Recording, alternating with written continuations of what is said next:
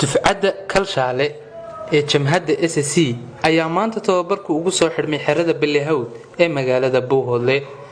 waxaana munaasabadan lagu soo xidhiyay tababarka ka soo qayb galay waxgarad ka kala yimid dhammaan magaalooyinka hoos yimaada gobolka Cayn munaasabadan ayaa ahayd mid lagaga hadlayay mideynta Sool Sanaag iyo Cayn waxaana ugu horeyn halkaas ka hadlay Caaqil Xasan Ciise Wacays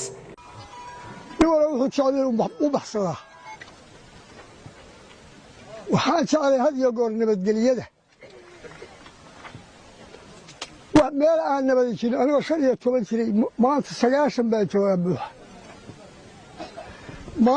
maanta 15 jiray balaayo nabadgelyo iyo nabadgelyo aan waa nabadgelyo haddii la waayo waxba saxmi maayo hagaagi maayo nabadgelyo haddii haysatana wax walba waa ku socdaa awoodda marba aynu leenahay isu timaadaa ha xusuusato nabadgelyada ha ku mitido hawshaana sida loo soo dhigay waa si fiican oo maquula waanu ku ogolahay dhinaca kale dhammaan qaybaha kala duwan ee gobolka Cayn ayaa soo dhaweeyay jamhadda SSC ha noolaato ha muuqato ilaahay subxaanahu wa ta'aala muruqeeda iyo maskaxdeeda ma aragtay haysto ma aragto maskaxdeeda iyo muruqeeda goboladeedu uma muuqdaan deegaankeedu uma muuqdaan tiidanteeda iyo dalkeeda deegaankeeda arta Allah ka dhigo shirkeena mid guul ku soo gabagabo Allah ka dhigo intaasaan ku koobayaan deegaanka Buuhoodle waan xaflad ay iskugu timid deegaamada dadka deegaanka guud ee SEC dadka ka koobnaayeen dadka ay ku qotonto SEC deegaanka ay degan yihiin dhammaan shacabkoodii iyo odayaashoodii iyo fakarkoodii iyo awoodoodiiba halkan bay fadhidaa geersanna si sare iyo si hooseba waa uga shiray waa ictiraafsannahay waa la shaqaynaynaa madaxdeedana horaan uu soo aragno ballan u lahayn waa sii kordhinaynaa shaqadii iyo tabantaabadii aan la wadnayba hadalka in la badiyo waxaa la yidhi oo waa la maqli jiray oo waa la maqli doonaa Sool iyo Sanaag iyo Cayn ummadda ku nooleey midnimo yaa inoo ballan ahaa midnimadii baa maanta loo taagan yahay waa la guntaday anigu hadalka waxaan ku soo gaabinayaa marka hore oohow dal iyo dibad wixii joogow oohow isu imaada dantiina lagama maarmaanka intaa waxaa weheliya jabhaddani waxay hoos tegaysaa federaalka Soomaaliya bay ka tirsan tahay halka waxaa idinka muuqda calankii shanta gees lahaa ee cirka u ekaa ee Soomaaliya ugu horeysay sidaasaa u yiqiina oo cadaynaysa inay hoos tagtay oo ka tirsan tahay oo taageersan tahay oo ay ummad Soomaaliyeed tahay oo midnimada Soomaaliyeed hadday guud tahayna ay rabto hadday gaar tahayna ay SSC rabto oo ay doonayso oo ay dhisanayso oo ay u taagan tahay wasalaam waxaan ka imi magaalada Dibataag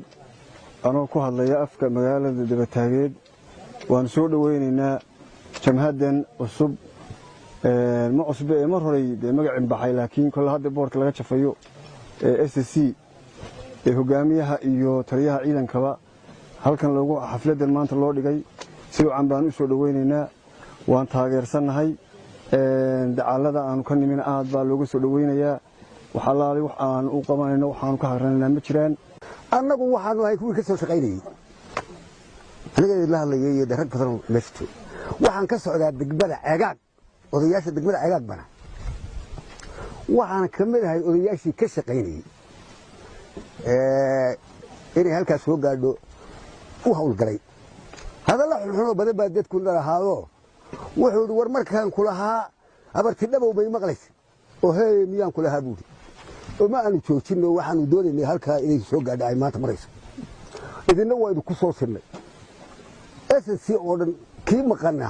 waa iska anigu waxaan ahay jamhadda SSC taliyaheedii ciidamada SSC saad uu horeyba idinku sheegay nimankii iga horreeyay marka maanta ereyo kooban dee raggii hore ayaa idiin sharxay waxay tahayba ereyo kooban baan dhahayaa ereyada kooban mid waxaan dirayaa bahda SCC sool sanaag yacayn waxaanu nahay dad isu taagay midnimadeennii xornimadeennii oo aan dulmi aanan iskugu taagin inaan uma dulmino inaan uma dhibno iskugumaanu taagin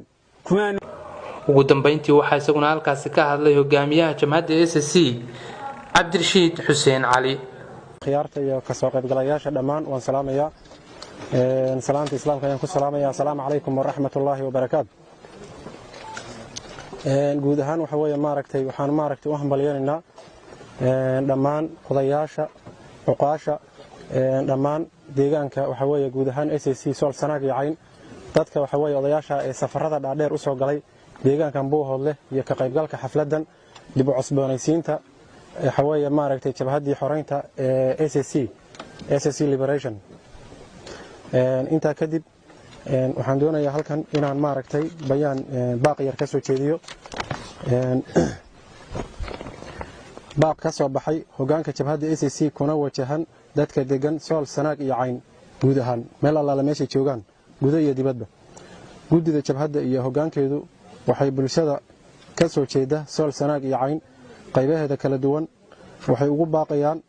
inay iska xoreeyaan cadawga SNM ee dhulkooda xooga ku haysta qodobka labaad waxaanu aad iyo aad ugu mahadcelinaynaa dadkii isu taagay inay jabhaddani hirgasho oo isugu jira siyaasiyiin qurba joog iyo isimada dhaqanka iyo ganacsato iyo cuqaal iyo qaybaha kala duwan ee bulshada ee ku nool gobolada Sool Sanaag iyo Cayn qodobka saddexaad waxaanu soo dhaweynaynaa cid kasta oo diyaar u ah xoreynta gobolada Sool Sanaag iyo Cayn waxaanu hubnaa dhulkeennu waxaa qabsatay jabhad hubaysan waxaana ka kicin karta waa jabhad hubaysan weeye sidaa darteed waxaanu leenahay guud ahaan bulshada Sool Sanaag iyo Cayn inay waxa weeye taageeraan naf iyo maalba jabhaddan oo dib loo cusboonaysiiyey dhammaan siday u dhan yihiin qodobka shanaad dadka ku nool Sool Sanaag iyo Cayn waxaan u sheegaynaa inaysan cidna waxba u qabanayn inay ayagu wax qabsadaan mooyaane waxyaabaha inala haray waxa weeye dib u dhaca ugu faraha badan inoo keenayna waxaa ka mid ah dadka iyagii gobolada Sool iyo Sanaag ku noolaa inay waxa weeye inay miciin bideen ama waxa weeye inay cid kale wax u qabato inay door bideen halkan waxaan kaloo ka soo gudbinayaa hiigsiga jabhadda SSC Liberation in gobolada SSC waxa weeye hiigsiga jabhadda waxyaalaha waxaa ka mid ah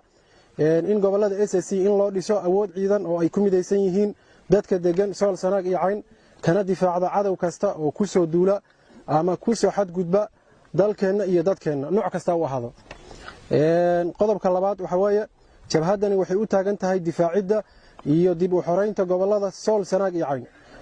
qodobka saddexaad waxa weeye jabhaddani waxay u taagan tahay midaynta iyo walaalaynta beelaha degan Sool Sanaag iyo Cayn qodobka afraad waxa weeye jabhaddani waxay u taagan tahay fulinta go'aamada ka soo baxa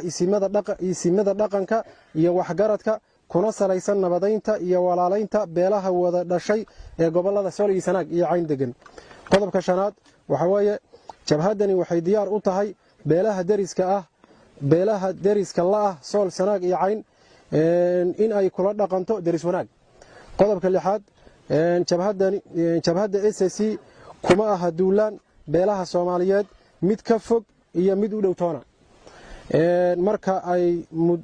ay ummadani gobolada Sool iyo Sanaag iyo Cayn ku nool marka ay xoroobaan insha Allah haduu Ilaahay yiraahdo way xoroobayaan